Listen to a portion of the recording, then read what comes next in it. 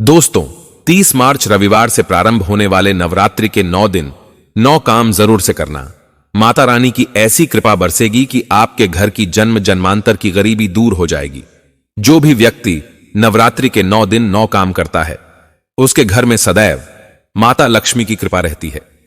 नवरात्रि बहुत नजदीक है और ऐसे में हर घर में इन दिनों माता रानी के आगमन की तैयारियां चल रही हैं। नवरात्रि के 9 दिन माता रानी के 9 रूपों को समर्पित होता है और इन 9 दिनों में मां दुर्गा के 9 रूपों की उनके भक्त पूजा आराधना उपासना में करते हैं। हम पूरे 9 दिन माता की पूजा पूरे विधि विधान के अनुसार करते हैं, तमाम नियमों का पालन करते हैं जो शास्त्रों में वर्णित है। नवरात्रों में दोस्तों कुछ खास नियम होते हैं जो हमें पालन करनी चाहिए, क्योंकि माना जाता है माता रानी हमारे घर में नवरात्रों में आती है। जो लोग स्थापित करते हैं, जो लोग नहीं भी करते हैं, माता की पूजा आराधना में रहते हैं, उन पर माता की कृपा बनी रहती है। साल भर माताओं की समस्त मनोकामनाएं पूर्ण करती हैं। दोस्तों, नवरात्रि के 9 दिन 9 रूप 9 फूल 9 नियम 9 उपाय भोग पूजा मंत्र सब कुछ जानेंगे। आज चैनल दिव्य ज्योति के माध्यम से यह भी जानेंगे कलश स्थापना कैसे करें, कौन सा मुहूर्त सही रहेगा कलश स्थापना का, और नवरात्रि के पूरे 9 दिन कौन से 9 काम भूल कर ना करें और कौन से 2 काम करना बहुत ही जरूरी है, कौन से उपाय को करना चाहिए, किस रंग के वस्त्र किस दिन पहने चाहिए, किस तरह माता की पूजा करें, सुबह पूजा कैसे करें, शाम को पूजा कैसे करनी चाहिए, रात्रि जागरण का क्या महत्व है, संपूर्ण जानकारी आज एकमात्र वीडियो से प्राप्त होगी। वीडियो छोड़कर मत जाइएगा। यह वीडियो बहुत ही महत्वपूर्ण है और आप लोगों के लिए ऐसी जानकारी कहीं दूसरी जगह से प्राप्त नहीं होगी, क्योंकि हम नवरात्रि के व्रत के दौरान बहुत सी गलतियां कर देती हैं जिसे माता रानी नाराज हो जाती है। तो सब कुछ आज इस वीडियो में जानेंगे। तो पहले तो वीडियो को लाइक और चैनल दिव्य ज्योति को सब्सक्राइब कर दीजिए, ताकि आपको बार बार हमें यह बोलना ना पड़े। प्रिय भक्त जनों, नवरात्रों में 9 दिन किन देवी को क्या भोग लगाएं, इसे अपने कलश का क्या करना है, खेतरी का क्या करना है, तमाम जानकारी देने जा रहा हूं। नवरात्रि के 9 दिनों में हमें कुछ ऐसे काम हैं जो भूल कर भी नहीं करने चाहिए। सबसे पहली चीज, हमें कन्याओं का दिल नहीं दुखाना चाहिए। हम नवरात्रि के 9 दिनों में माता रानी की उपासना में रहते हैं और माता रानी की उपासना हम अपना आशीर्वाद देती है। 8वें दिन नोए वे दिन कन्या पूजन के रूप में कन्याओं की पूजा करती है। तो ऐसे में कन्याओं का दिल हमें भूलकर भी नवरात्रि के दिनों में नहीं दुखाना चाहिए। शास्त्रों में तो यहां तक कहा गया है कि यत्र नार्यस्तु पूज्यन्ते रमन्ते तत्र देवता। इसका मतलब यह कि किसी का अपमान होने पर मां दुर्गा नाराज हो जाते हैं। नवरात्र की 9 दिनों में हमें कभी भी मां दुर्गा की मूर्ति को अकेला नहीं छोड़ना चाहिए। हम कलश स्थापना करते हैं, हम अखंड ज्योत प्रज्वलित करते हैं। ऐसे समय पर माना गया है कि कभी भी हमें घर को अकेला नहीं छोड़ना चाहिए। अखंड ज्योति में तो यह देखना पड़ता है कि अखंड ज्योत जलती रहे, इसी प्रकार से उसे नुकसान ना हो, बचना चाहिए। अगर आपके घर में भी माता के 9 रूपों की पूजा आप 9 दिनों में कर रहे हैं, नवरात्रि में आप व्रत में है, अगर व्रत में नहीं भी घर में कलश स्थापित ना करें, ऐसा करने से माता रानी नाराज होती हैं। माना जाता है कि घर में कलह करने से सुख संपत्ति सबका नुकसान होता है। तो नवरात्रि के दिनों में, खास तौर पर पूजा पाठ व्रत त्योहारों के दिनों में, हमें घर में किसी से वाद विवाद नहीं करना चाहिए। कलह की परिस्थिति बिल्कुल घर में नहीं बनाए। श्री रामचरितमानस में कहा गया है कि जहां सुमतितः संपत्ति नाना, जहां कुमतितः विपत निदाना। इसका मतलब लड़ाई झगड़े करने वाले घर में अश्लील माता दुर्गा नहीं ठहरती। दोस्तों, नवरात्रि के दिनों में नहीं करने वाला एक महत्वपूर्ण कार्य है, वह है भोजन में शुद्धता। आप व्रत कर रहे हो, आपके घर में कोई व्रत कर रहा है, भोजन बिल्कुल शुद्ध सात्विक ही बनना चाहिए। नवरात्रि के 9 दिनों में हमें और क्या नहीं करना चाहिए, हमें बाल नहीं कटवाने चाहिए और हमें अपने नाखून भी नहीं काटने चाहिए। नवरात्रि के 9 दिनों में यह सारे कार्य निषेध माने गए हैं, तो इस बात का आप बहुत ख्याल रखें। दूसरा, इन दिनों में जो लोग व्रत पूर्ण करते हैं, उनके लिए बहुत जरूरी है, उन्हें चमड़े से बनी हुई किसी वस्तु को धारण नहीं करना चाहिए, ना ही इस्तेमाल में लाना चाहिए। उन्हें बैठने की वस्तु भी नहीं रखना चाहिए, और भी चमड़ी से जुड़ी हुई कोई भी चीज है। नवरात्रि दिनों में माता रानी के उपासना के 9 दिनों में ब्रह्मचर्य का पालन करना भी एक जरूरी है। नवरात्रों के दिनों में शुद्ध कपड़े पहनने चाहिए।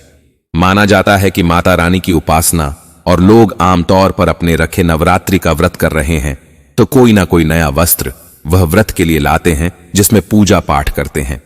लेकिन अगर आप नहीं करें, कोशिश करें कि आप शुद्ध कपड़े नवरात्रि के 9 दिनों तक जरूर पहने। जानकारियां छोटे छोटे बहुत जरूरी हैं। नवरात्रि के 9 दिनों में अगर आप व्रत में हैं तो आपसे कई लोगों को तंबाकू खाने की आदत है, व्रत कर हैं। ऐसे में कोशिश करते हैं कि उनको भूख लगे रहना है और शाम को ही कई लोग करते हैं और लोग नहीं करते हैं। तो ऐसे में आप तंबाकू का सेवन ना करें। किसी भी तरीके से आपको यह मांस मदिरा नहीं खा रहे हैं, हम और तंबाकू हो, सिगरेट बीड़ी पीते हैं, वह बिल्कुल ना करें। किसी भी प्रकार के व्यसनों से दूर रहना है। नवरात्रि 9 दिन नवरात्रि में रहते हैं, वह फलाहार करते हैं, चाय पीते हैं और भोजन जल्द ही ग्रहण करते हैं। खाना खाते समय इस बात का ध्यान रखें कि एक ही जगह पर बैठकर आपको खाना खाना चाहिए। यदि आपको ऐसा नहीं कि चलते फिरते आप कोई भी फलाहार कर ले और किसी भी व्रत में, और खास तौर पर नवरात्रि में आपको ऐसा बिल्कुल नहीं करना है, तो माता रानी की उपासना के इन दिनों में हम इन छोटी छोटी बातों की जानकारी रखते हुए इन नियमों का पालन करते हैं तो माता रानी की कृपा सदैव हम पर बनी रहती। नवरात्रों के 9 दिन 9 देवियों की पूजा की जाती है। इन 9 देवियों के अलग अलग नाम होते हैं। शैलपुत्री ब्रह्मचारिणी, चंद्रघटा कुष्मांडा स्कंध माता, कात्यायनी कालरात्रि महागौरी और सिद्धिदात्री। इन सभी देवी 9 देवियों के अलग अलग भोग होते हैं। शैलपुत्री को दूध से बनी हुई मिठाइयां बेहद पसंद है। ब्रह्मचारिणी को मिश्री, चीनी और सौंफ बेहद पसंद है। चंद्रघंटा मां को दूध और दूध से बने हुए भोग बहुत पसंद है, खीर बहुत पसंद है। कुष्मांडा मां को मालपुआ बेहद पसंद है। स्कंद माता को केला और शहद बहुत पसंद है। कात्यायनी देवी को शहद बहुत पसंद है।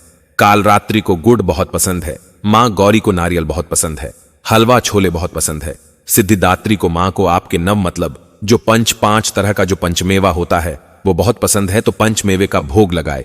इसके अलावा मां को पंचमेवे का भोग तो आप हर रोज भी लगा सकते हैं। पहले दिन शैलपुत्री को दूध से बनी हुई मिठाइयों का भोग लगाएं, इससे चंद्रमा मजबूत होता है।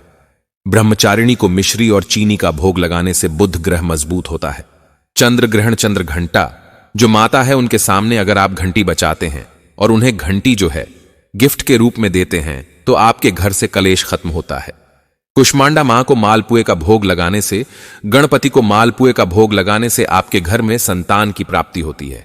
स्कंद माता को केले का भोग लगाने से, केले के पेड़ की पूजा करने से धन का आगमन होता है। कात्यायनी मां को शहद का भोग लगाने से और पूरा परिवार अगर वो शहद खाए तो आपके घर में मिठास आती है, अपनापन और अंडरस्टैंडिंग बढ़ती है। काल रात्रि को गुड़ खिलाने से राहु केतु और शनि अच्छा होता है। मां गौरी को नारियल अर्पण करने से नवग्रह अच्छे होते हैं। सिद्धिदात्री को काली तिल या सफेद फतिल की मिठाई बनाने से राहु केतु आपका अच्छा होता है। 9 देवियों के 9 रंग भी है। पहले दिन आपको सफेद और नारंगी कपड़े पहनने चाहिए। दूसरे दिन आपको लाल और सफेद कपड़े पहनने चाहिए। तीसरे दिन आपको लाल, चौथे नवरात्रि पर आपको बैंगनी और 5वें नवरात्रि पर आपको सुनहरे पीले कपड़े पहनने चाहिए। छठे पर गुलाबी, 7वें दिन आपको सिलेटी और कत्थई कलर के कपड़े पहनने चाहिए और 8वें दिन आपको सफेद और बैंगनी कपड़े पहनने चाहिए। 9वें दिन आपको हरे और पीले। लेकिन 9 दिन मां का सबसे फेवरेट रंग सिर्फ और सिर्फ लाल रंग होता है। बाकी आपको भी रंग पहन सकते हैं। अगर कलश का पानी सूख जाता है तो डरने की कोई बात नहीं है। मिट्टी अक्सर पानी सोख लेती है। उसे कलश को उठाइए, उसमें थोड़ा सा पानी डालिए, थोड़ा सा गंगा जल डालिए, उसके ऊपर उस अपने चांदी का एक सिक्का रखा हुआ होगा, उसे अपनी तिजोरी में रख लीजिए। सुपारी वगैरह को अपने घर के मनी प्लांट में दबा दीजिए और उस कलश को पीजिए। पूरे घर में उस कलश के पानी को छिड़किए। सुपारी, लौंग वगैरह पेड़ के नीचे मनी प्लांट में दबा दीजिए। कलश जब भी खाली हो जाए तो उसे मौली बांधकर उसमें एक छेद कर उसमें एक तुलसी का पौधा लगा दीजिए या मनी प्लांट का पौधा लगा दीजिए। खेतरी को थोड़ा सा तोड़कर लाल कपड़े में बांधकर अपनी तिजोरी में रख लीजिए। बाकी खेतरी को निकालकर मिट्टी को अपने गमलों में रख लीजिए और बाकी खेतरी को निकालकर आप गाय को खिला दीजिए। माता रानी को जो श्रृंगार आपने चढ़ाया है वो छोटी छोटी कन्याओं को दे दें। नारियल तोड़े और खा लें। अखंड ज्योत का जो घी है उसको आप एक साफ डब्बे में भर कर रख लें। जब अखंड ज्योत शांत हो जाए, जब भी कोई बीमार हो, तकलीफ हो, तो आप उस व्यक्ति को वो घी से मालिश कर सकते हैं या उस घी में थोड़ा सा टा मिलाकर चींटियों को खाने के लिए डाल सकते हैं। कलश में भरे हुए जो जल है उससे कन्याओं के ऊपर छिड़काव जरूर करें। वह पानी अपने ऑफिस और व्यापार क्षेत्र में भी जरूर डाले और आपके जीवन के अंदर खुशियां ही खुशियां आ जाएंगी। तो उम्मीद है आपको पता चल गया होगा कि किस तरह से आपको क्या क्या देवी को भोग लगाना है और क्या क्या बचे हुए सामान का करना है। जो पैसे आपने मां के सामने रखे, या तो किसी छोटी कन्या को दे दीजिए या उसे सोने चांदी की कोई चीज खरीद लीजिए। अगर आपके घर के आसपास के मंदिर में भी मां गौरा बैठी हैं, जैसा कि आपको दिख रहा है कि इस वक्त मां गौरा को इन लोगों ने मंदिर बंद हो चुका है, कोई भी वस्त्र नहीं पहना रखा, तो अगर आपके घर के आसपास कोई भी मंदिर ऐसा हो तो याद रखिए कि पंडित जी से बोलिए मां द्वारा हर वक्त हर समय एक वस्त्र धारण करके जरूर बैठें। मां को बिना वस्त्र के कभी नहीं छोड़ते। अगर यह चुन्नी बड़ी लग रही है तो हम छोटी भी पहना सकते हैं। आप भी अपने घर के आसपास के मंदिर में यह ध्यान जरूर दें कि अगर मां गौरा को वस्त्र नहीं पहना रखे तो पंडित जी को समझाइए कि वहां वस्त्र जरूर होने चाहिए। नवरात्रों के 9 दिन में 9 शक्तियों के रूप की अलग अलग रूप से पूजा की जाती है। माता भक्ति की शक्ति देती है। माता की भक्ति से आपको शक्ति मिलती है। माता भक्तों के इस पवित्र 9 दिनों में बहुत ही बेसब्र से इंतजार करते हैं। भक्त मां दुर्गा को प्रसन्न करने के लिए कई तरह के प्रयास करते हैं, क्योंकि माता अपने भक्तों को यह पूरा विश्वास दिलाती है कि तप से, यज्ञ से, उपासना से तुम्हारे जीवन में सुख समृद्धि जरूर आएगी। लेकिन आप लोगों ने अक्सर देखा होगा कि नवरात्रों के पर्व शुरू होने से पहले कलश स्थापना और उसकी पूजा करने का विधान है। बिना कलश स्थापना के नवरात्रि की पूजा अधूरी मानी जाती है और खुशकिस्मत हैं वो लोग जिनके घर में हर वर्ष साल में 2 बार मां ये परमिशन देती है कि जा तेरे घर में कल स्थापना हो। यह हर किसी के घर में नहीं हो सकती। आप मां के अलग अलग रूप की पूजा करते हैं। सबसे पहले शैलपुत्री मनाऊ ब्रह्मचारिणी मनाऊ है ना। आप मां के 9 रूपों की पूजा करते हो, लेकिन आपको शायद यह नहीं पता कि सिर्फ इनकी पूजा करनी है। मां पार्वती की पूजा करनी है, क्योंकि इन्हीं के सारे रूप हैं। तो आप अपने घर में जो दुर्गा स्थापना कर रहे हो, दुर्गा कल स्थापना कर रहे हो, करो। लेकिन अगर आप नवरात्रों में मंदिर आकर शिव की पूजा नहीं करते तो आपकी पूजा अधूरी है। 9 दिनों तक चलने वाले इस पावन पर्व की शुरुआत के पहले दिन ही घट यानी कल स्थापना होती है। घर या पंडाल में आपने देखा होगा या मां दुर्गा की प्रतिमा के सामने आपने देखा होगा कि घट स्थापना बहुत जरूरी है। मैं तो कहूंगा घट स्थापना जरूरी इसलिए भी है कि अगर आप माता रानी का आह्वान करते हैं तो कलश की स्थापना, विधि मुहूर्त के बारे में जानना बहुत जरूरी है। और कैसे? वैसे तो आप सुने का, चांदी का, तांबे का, पीतल का कोई भी कलश ले, लेकिन यह यथार्थ सत्य है कि जितना खूबसूरत और पवित्र मिट्टी का कलश है और कोई नहीं है। कलश में मां देवी दुर्गा का प्रतिमा मानी जाती है, ऐसे मान्यता है। कलश में जल, अक्षत, रोली मोली आदि भरकर स्थापित किए जाते हैं। देवी दुर्गा का आवाहन किया जाता है। हिंदू धर्म के लोगों की यह परंपरा है कि कई वर्षों से मानते चले आ रहे हैं।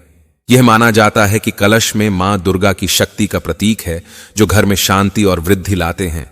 आपको बता दूं कि इस साल हिंदू पंचांग के अनुसार चैत्र मास की शुक्ल पक्ष की प्रतिपदा तिथि की शुरुआत 29 मार्च शाम 4:27 से होने जा रही है। वहीं यह तिथि समापन 30 मार्च दोपहर 12:39 पर होगी, क्योंकि उदया तिथि से 30 मार्च पड़ रहा है। इसलिए हम कल स्थापना और नवरात्रि 30 मार्च से मानते हैं। ऐसे में पंचांग देखते हुए इस साल चैत्र मास के नवरात्रि 30 मार्च 2025 को शुरू हो रहे हैं और इसका समापन 7 अप्रैल 2025 को हो रहा है। तो वही पंचांग के अनुसार 30 मार्च कल स्थापना के लिए मुहूर्त सबसे अच्छा सुबह 4 बजे है। 6 बजे से लेकर 13 मिनट तक आप 6:11 से लेकर सुबह 10:21 भी आप कल स्थापना कर सकते हैं। और दोपहर को 12 बजे से लेकर दोपहर 12 बजे 1 बजे तक भी आप कल स्थापना कर सकते हैं। लेकिन जो ब्रह्म मुहूर्त में कल स्थापना है, उससे बेहतर कुछ भी नहीं है। नवरात्रों के पहले दिन कल स्थापना पूरी विधि विधान से कैसे करें, नवरात्रों में पूजा का लाभ आपको कैसे मिले। कल स्थापना में एक बात याद रखिए, सफाई पवित्रता जो स्थान आप चुने वो हमेशा पूर्व या उत्तर दिशा की तरफ होना चाहिए, और वह हुए ईशान कोण हो तो उससे बेहतर कुछ भी नहीं। फिर एक चौकी पर लाल कपड़ा बिछाकर उस पर मिट्टी का कलश रखें। मिट्टी के कलश हो या तांबे का, पीतल का, स्टील का, हीरे का, सोने का, चांदी का, आपकी मर्जी। लेकिन मंगल के साल में मिट्टी के कलर से ज्यादा बेहतर कुछ भी नहीं। चौकी पर कलश पर रोली चावल अष्टदल कमल बनाकर सजाएं। उसके बाद कलश में चावल, गेहूं, जौ, मूंग, चना, सिक्के, चांदी का सिक्का, कुछ पत्ते, गंगाजल, नारियल, कुमकुम, रोली उसके ऊपर आम के 5 पत्ते 7 पत्ते रखें। आम के पत्ते ना मिले तो अशोक के पत्ते रख सकते हैं और फिर नारियल रखें। अब घड़े के मुंह पर मूली बांधें और कुमकुम का तिलक लगाएं। अब देवी मां के मंत्रों का जाप करें और कलश में जल डाल ले और धूप दीप जलाएं। अब यह कलश में जल डालने की बात आई तो मैं आपको बता दूं कि कुछ परंपराओं में सप्त जल की धाराओं का प्रयोग करना कलश में जल भरा जाता है, जिसमें गंगा, यमुना, सरस्वती, गोदावरी, नर्मदा, सिंधु, कावेरी का जल लिया जाता है। यह संभव ना हो तो सिर्फ गंगा जल और थोड़ा घर का पानी किचन वाला जिससे आप पानी पीते हैं वहां से ले लें। कहा जाता है नवरात्रों में समापन पर समस्त कलश जो रखा है जल से विशेष फल देने की शक्ति आ जाती है। जब नवरात्रों के अंतिम दिन इस कलश को उठाते हैं तो सीधा नहीं उठाना चाहिए, बल्कि पहले इन्हें प्रणाम करना चाहिए, मां का ध्यान करना चाहिए, फिर सीधे हाथ से हिलाए और अपनी कामनाएं बोलकर उठाना चाहिए। इस जल को पूरे घर में छिड़काव करना चाहिए। इस घर में नकारात्मक ऊर्जा बाहर भाग जाती है, सुख शांति आती है, असहाय व्यक्ति भी सहाय हो जाता है। अगर किसी को कोई भी प्रॉब्लम चल रही हो, स्किन की प्रॉब्लम खासकर चल रही हो, तो उसे पानी से नहाना चाहिए और आप यकीन मानेंगे, आप हैरान हो जाएंगे। इसके फायदे देखकर कलश स्थापना के साथ जौ बोने की परंपरा भी होती है। जौ को प्रतीक माना जाता है, सुख समृद्धि का और ऊर्जा का कहते हैं। मिट्टी के पात्र में अगर जो बोई जाएं तो बड़े शुभ संकेत होते हैं। हमारे यहां माना जाता है कि नवरात्रों के पहले दिन कल स्थापना का विधि विधान से अगर कल स्थापना की जाए, उन नियमों का पालन किया जाए और जॉब हुई जाए तो उस घर में कभी कलेश नहीं रहता। जीवन में सुख समृद्धि आती है, नकारात्मकता दूर भागती है और आपके जीवन में पॉजिटिविटी आती है। आखिरी दिन नवरात्रों के 9वें दिन या अष्टमी आप जो भी मनाते हैं तब कलश का विसर्जन होता है। चलिए अब जानते हैं नवरात्रों की पूजा विधि। कैसे नवरात्रों के पहले दिन भक्त को सुबह जल्दी उठना चाहिए, स्नान आदि कर फिर मंदिर को अच्छे से साफ करना चाहिए, क्योंकि एक रात पहले सूर्य ग्रहण है। पहले भले ही वो सूर्य ग्रहण भारत में नहीं है, पर आपको फिर भी मंदिर में जाने से पहले खुद गंगा जल से नहाए और अपने घर में मंदिर में भी गंगा जल का छिड़काव जरूर करें। परंपराओं के अनुसार ऐसा माना जाता है कि कलश की स्थापना से मां आपके जीवन के अंदर आ रहे कष्ट तकलीफें दूर कर देती है। फूल, चावल, श्रृंगार मां को अर्पण करें। मिठाई, फूल, कुमकुम अर्पण करें। सुंदर दीप घी भर कर करो। अस्त्यार झानो जला मां करो। मेटो अंधकार मां के सामने दुर्गा शक्ति दुर्गा कवच का पाठ करें। हाथ में पुष्प और चावल लेकर यह संकल्प करें, क्या व्रत रख रहे हैं, नहीं रख रहे, और कहें मां अगर कुछ गलती हो जाए तो मेरे को माफ कर देना। ये वादा करें कि आप सात्विक भोजन करेंगे। वादा करें कि आप जमीन पर सोएंगे। ये वादा करें। आप कम बोलेंगे। ये वादा करें। आप निंदा नहीं करेंगे। ये वादा करें कि आप एक दूसरे की इज्जत करेंगे। मां दुर्गा की कृपा कर पानी है आपको हर भक्त का सपना होता है। चित्र मास के 2025 में यह त्योहार बहुत खूबसूरत है और हिंदू पंचांग के अनुसार यह साल की शुरुआत है। हिंदू पंचांग की और साल का पहला त्योहार मां के रूप में मनाया जाता है, जो बहुत खूबसूरती होता है। तो अब आपसे बात करते हैं कि आपको साल के पहले दिन, नव वर्ष के पहले दिन दान पुण्य कर कर पीले कपड़े पहनने चाहिए, पॉजिटिव सोचना चाहिए, मां का आशीर्वाद प्राप्त करना चाहिए। और जो आप जब बोसते हैं वो कितने बड़े होते हैं, कितने छोटे होते हैं, किस रंग के होते हैं, किस तरह के होते हैं, उन जी से ही आपको पता चलता है कि आने वाले अगले 6 महीने आपके कैसे रहने वाले हैं। तो जी जरूर बोए।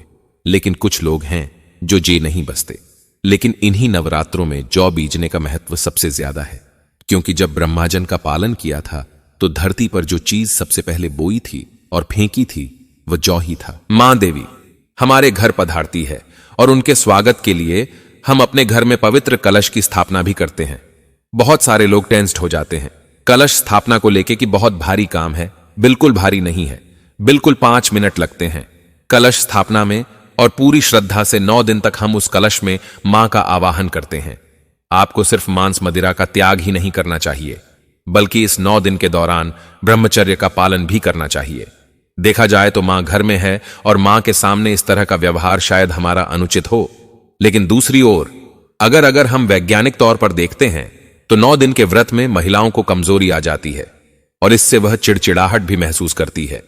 हाथ, पैर, पेट, पूरे शरीर में उनके दर्द होता है और यह काफी कष्टदायक स्थिति होती है। इसीलिए व्रत के दौरान ब्रह्मचर्य को रखने की सलाह दी जाती है। इसके अलावा माना जाता है जब इंसान पति पत्नी करीब आते हैं तो कुछ खास प्रकार के हार्मोन्स का निष्कर्षण होता है, जिसकी वजह से शरीर में नकारात्मक शक्तियां बहुत जल्दी अपनी चपेट में इंसान को ले लेती हैं और कई बार तो निराशा घर करने लगती है, डिप्रेशन आ जाता है। इसलिए पति पत्नी को इस दौरान अलग रहने की सलाह दी जाती है।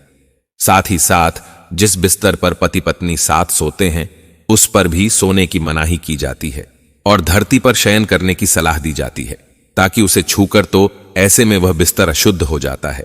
इस दौरान गलत लोगों की संगति से दूर रहें, जो लोग आपको उकसाते हैं या किसी प्रकार की गलत आपके अंदर भावनाएं भरते हैं।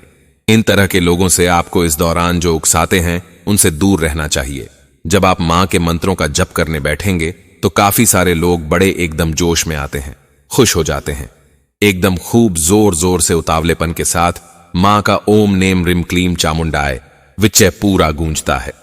आवाज घर में दोस्तों, यह बहुत अच्छा है कि आप मां को मना रहे हैं, पर दुर्गा मंत्रों का एक नियम होता है कि जब आप करते हैं आप कवच का पाठ बहुत तेज जोर से कर सकते हैं ताकि अड़ोस पड़ोस तक के लोगों के कानों में जाए। लेकिन बाकी जब आप करते हैं या मंत्र जप करते हैं, आपको इतना उच्चारण करना चाहिए कि आपके सिर्फ कानों तक वो जाए, और मंत्र का जप करते समय या पाठ करते समय शरीर को हिलाएं नहीं। और गाकर मंत्रों का जप आपको गाकर नहीं करना चाहिए, मंत्र आपको बोल बोलकर करने चाहिए। पाठ आप सुंदर सुर में, एक स्वर में, एक लय में गाएं, लेकिन जब आप मंत्र जप करेंगे तो आपको बोल बोलकर करना चाहिए। नवरात्र में किसी भी देवी, चाहे वो मां हो, पत्नी हो, बेटी हो, जो भी आपसे, हां अगर कोई गलत व्यवहार है या गलत प्रकार के लोग हैं तो मैं कुछ नहीं कह सकती हूं। बाकी स्त्रियों का मान सम्मान करना विशेष रूप से आपके लिए फलदायी होता है, चाहे आप स्त्री हो चाहे पुरुष हो। अपने से बड़ी स्त्री हुई, अपने से छोटी बेटी हुई, बहन हुई, किसी को अपशब्द ना कहें, अपमान ना करें, उनका आशीर्वाद लेने का ट्राई करें। हमें नहीं पता कब किस रूप में मां हमारे सामने आ जाए। घर पर ही भोजन करें।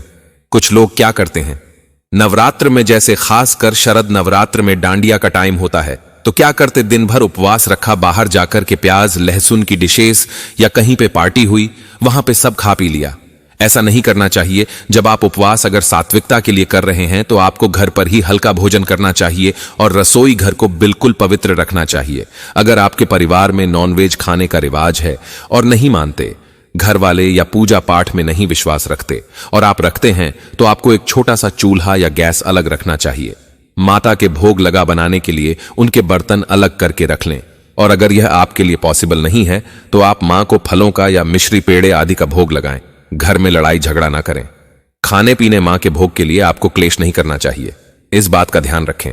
अब आखिरी और सबसे मेजर गलती हम क्या करते हैं, व्रत तो करते हैं, पूजा पाठ भी करते हैं, घर भी साफ रखते हैं, लेकिन एक बात हम भूल जाते हैं कि व्रत सिर्फ भोजन का और सफाई का नहीं है, पाठ का नहीं है। साधक को अपने मन, कर्म, वचन, वाणी, इन सभी में शुद्धता बनाए रखनी चाहिए। छल हो, कपट हो, प्रपंचायती हो, अपशब्द हो, इनका प्रयोग आपको नहीं करना चाहिए। किसी की भी चुगली हो, बुराई हो, दूसरों के बारे में बातें घसिप करना हो, दूसरों के घर में क्या पक रहा है, कौन आ रहा है, कौन जा रहा है, कौन कैसा है, यह ऐसा है, वो है वैसा है, आपको यह बातें नहीं करनी चाहिए। आप जितनी भी पूजा पाठ कर लें, लेकिन आप अगर दूसरों से गलत भावना, जलन भावना या मन में किसी और से कंपटीशन करते हैं तो आपको इसकी पूजा का कोई फल प्राप्त नहीं होता।